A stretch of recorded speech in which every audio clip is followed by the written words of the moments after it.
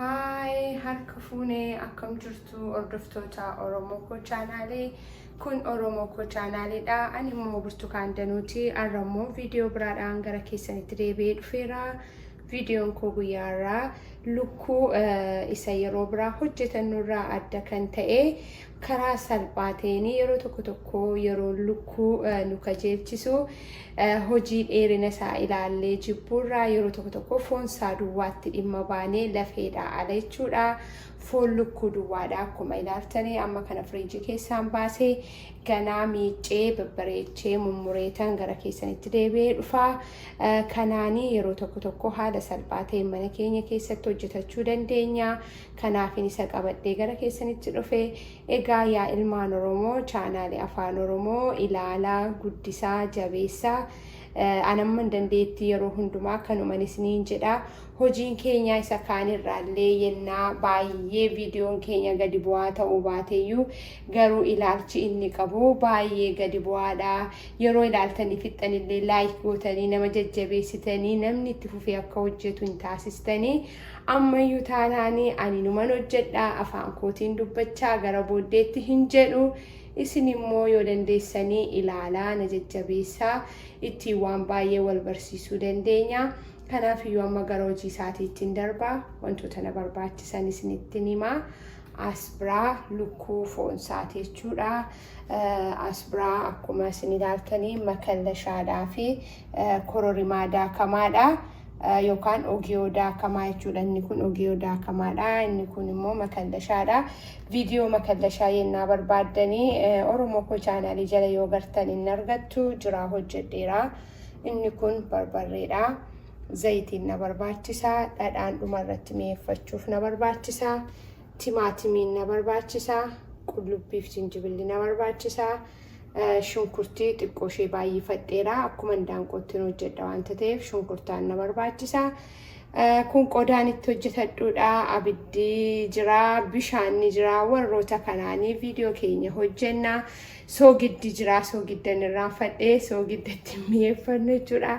Isaan kanaan viidiyoo keenya hojjenna. Isin immoo amma xumuraatti na wajjin turuudhaan viidiyoo kana ilaalaa. Egaa garuma hojii isaatiitiin darbaa mummuree gara keessanitti deebi'een dhufa. Anuma faana tura.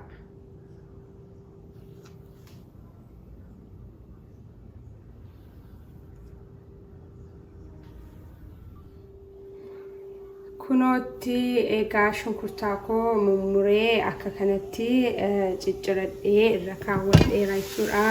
Kunoo shunkurtaa koo mummuradhee irra kaawwadheera. Egaa gaafa xiqqoo ishee bishaatu gara keessanitti deebi'een dhufa. Anuma faana tura. Kunootti asbiraa waan hundumaa qajeelfadheera akka kanatti mummureera lukkuu koo jechuudha. Lukkuun sila foon isaa duwwaasniin jedhee. Timaatimiin, dhadhaanii, barbarreeni, qullubbiini, inni kun makallashaadha, kororimaadha. Asbiraa immoo akkuma isin ilaaltan shunkurtiin bishaataa jira. Amma kanatti aansee kan inni godhu shunkurtii bishaataa jiru kanatti jechuudha. Maalan godhaa akkuma isinitti mul'atu timaatimiin qopheeffadhe jechuudha. Amma ittaan godhadhaa jechuudha. Amma kunoo akkuma isinitti mul'atu shunkurtii kootti timaatimii godhadheera. Timaatimiinii fi shunkurtiin kun eega wal faana immoo akka gaariitti bishaatee booda deebi'een gara keessanitti dhufa. Anuma faana tura.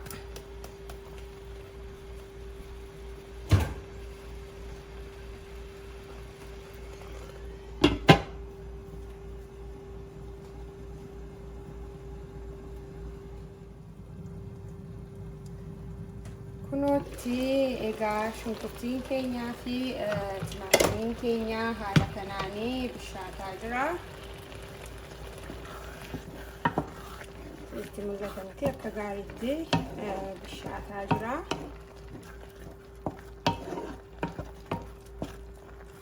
Bishaan isaa xinnoo haa fixatu. Yeroo bishaan xinnoo fixatu zayitii keenyatti godhannee zayitii shunkurtii xiqqoo ishee eega wal faana bisheessinee booda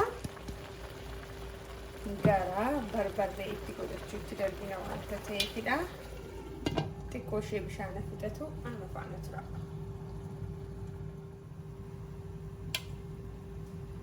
amma gaa kunoo akka gaariitti immoo bishaataa jira.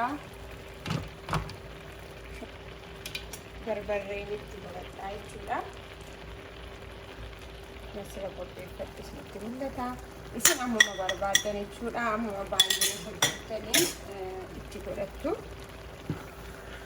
Barbarree eegan xiqqoo bisheessee booda gara zayitiitti godhachuutti darbina jechuudha. Yeroo tokko tokko zayitii keenya baay'ee bisheessuurra haala kanaanis yoo hojjetanne gaariidha. Haala kanaan barbarree keenya xiqqoo ishee eega sukkuumnee booda zayitiitti naqanna. Zayitii keenya abiddarra tursuurraa jechuudha. Zayitiin yeroo baay'ee bishaatu gadheedha jedhama mitiire. Kanaaf jechadha kan inni akkas godhu. Akkuma isinitti tole isin garuu zayitii dursitanii itti barbarree godhachuu dandeessu. Inni kun rakkoo hin qabu. An garuu akka kanatti hojjetadha. Kun eega xiqqoo bishaatee booda deebi'een gara keessanitti dhufa. Anuma faana jira.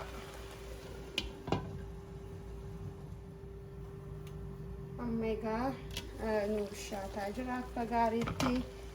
Xiqqoo ishee abidda isaanii gadi qabee tan dabaladha. Amma kanatti aansee maalan godhachuudha. Zayitii sila qopheeffadhee itti godhadha jechuudha.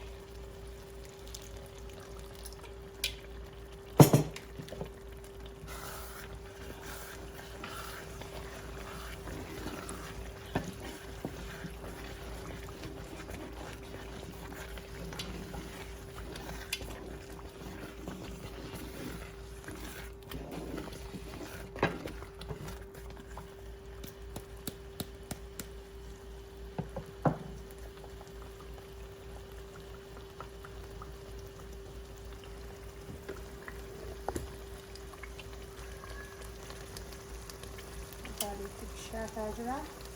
Kun gaafa xiqqoo ishee bishaatu gara keessanitti deebi'een dhufa. Anuma faana jira. Nuti gaa akkuma isin ilaaltanii bishaataa jira. Naa qaqqabaa jira.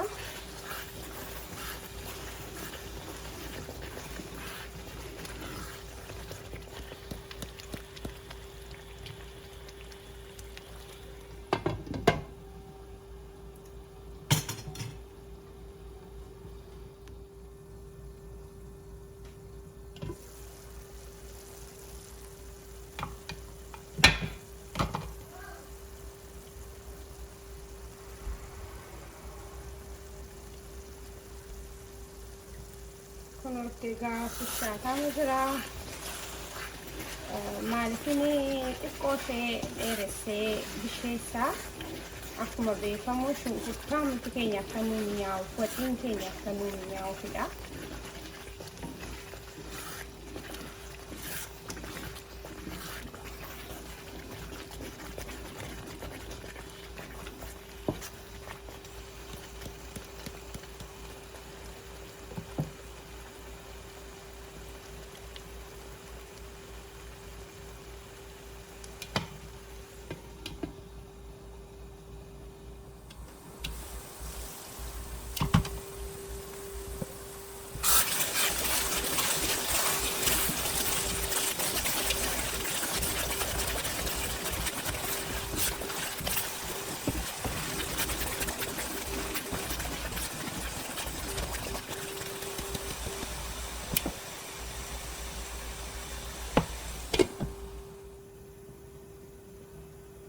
Amma egaa gara xumuraatti fidataa jirra.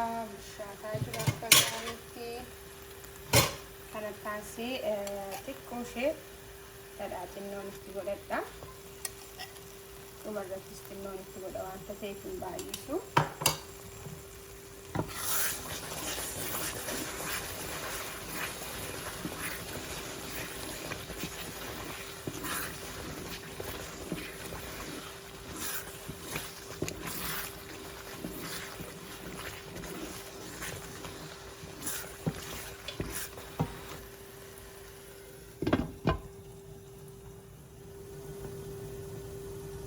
Amma egaa nu qaqqabaa jira. Kanatti aansee immoo wanti nutti godhadhu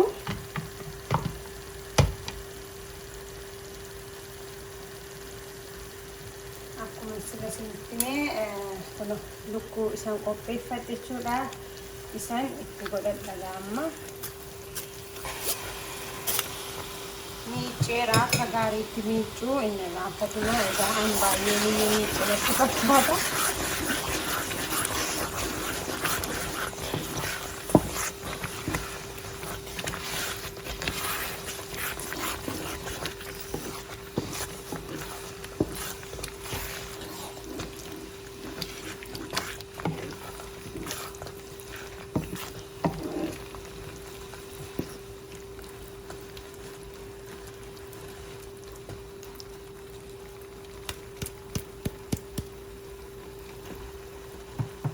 Gaafa xiqqoo ishee bishaatu gara keessanitti deebi'een dhufa anuma faana tura.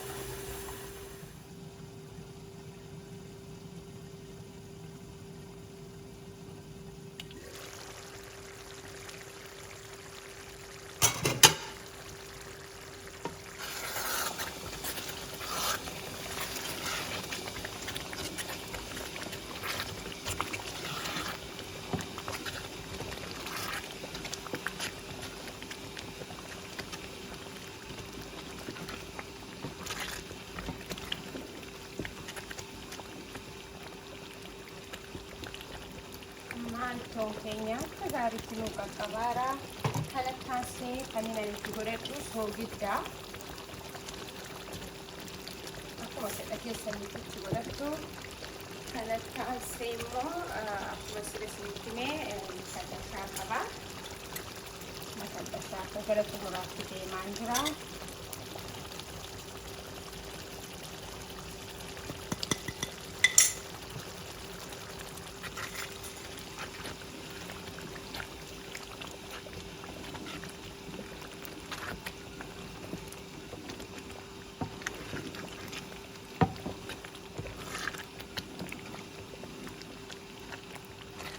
Amma as biratti kan inni isinitti himu ani akkasumatti furdaa isaan barbaada garuu bishaan xiqqoo isheetiin godhadha.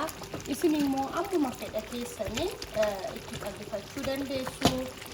Kana caalaa furdaa yoo akkasuma furdaa barbaadan akkasumatti gargaaramuudha. Yoo hin barbaanne immoo bishaan xiqqoo ishee itti gochuudha. An garuu akkasumattanii barbaada waan ta'eef furdaa isaa badaa bishaanitti hin godhuun. Garuu yeroo feetanitti isinii itti godhachuu dandeessu. Gaafa xiqqoo ishee bishaatu immoo deebiin gara keessanitti dhufa kan faana jira.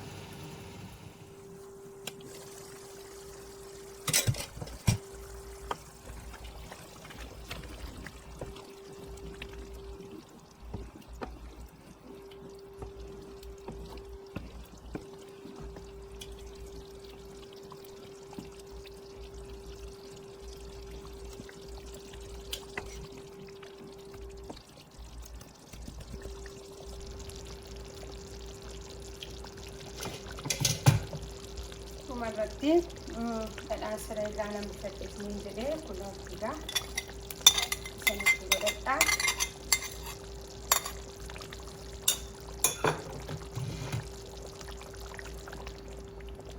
Amma egaa ittoon keenya lukkuun nu qaqqabeera jechuudha.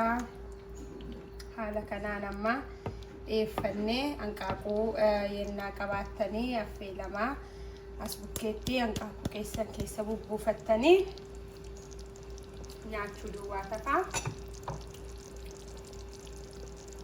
Gaafa xiqqoo ishee bishaatu deebiin gara keessanitti dhufa.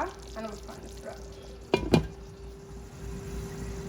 Kunootti egaa waxii lukkuu keenyaa guyyaa irraa kan fakkaatee raawwateera. Dhugaa uumetti baay'ee namatti tola. Baay'ee tokko mi'aa'a.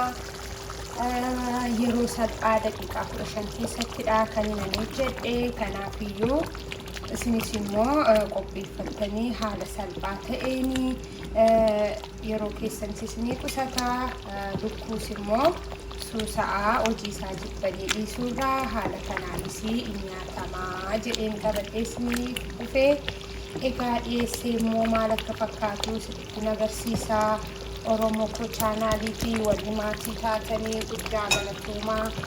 Hanqaaquu immoo keessan bubbuufadhaa.